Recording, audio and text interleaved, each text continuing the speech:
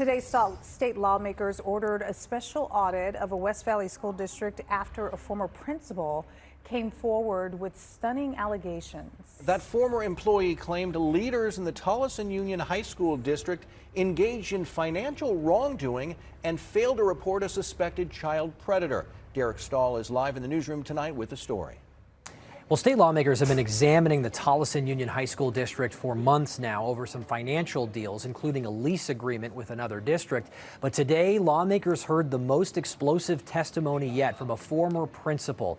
Felipe Mandaraga worked in the Tolleson district for 8 years, most recently as the principal of Tolleson High School.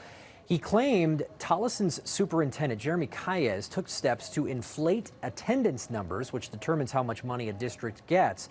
He also claimed that last year, a teacher in Tolleson was allowed to resign with full benefits in lieu of termination, even though staff discovered disturbing messages the teacher had exchanged with a female student.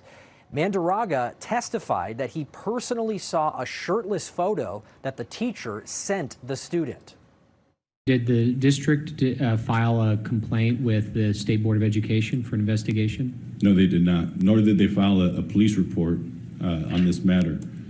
And from my knowledge outside, that this teacher was almost employed 2 weeks later by a neighboring school district and would have been working directly with students again.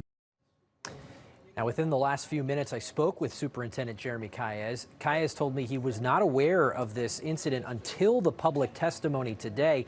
He placed the blame on an assistant superintendent in charge of HR for allowing the teacher to resign.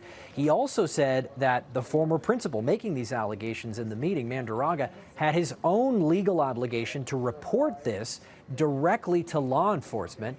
Calles told me he never engaged in any sort of financial wrongdoing or anything illegal, and he attributed some of the former principal's allegations to what he called a misunderstanding of the law. Calles also said that he welcomes this audit, and he said the audit will shine a light on some of the people leveling allegations against the district. In the newsroom, I'm Derek Stahl for Arizona's Family. Derek, thank you.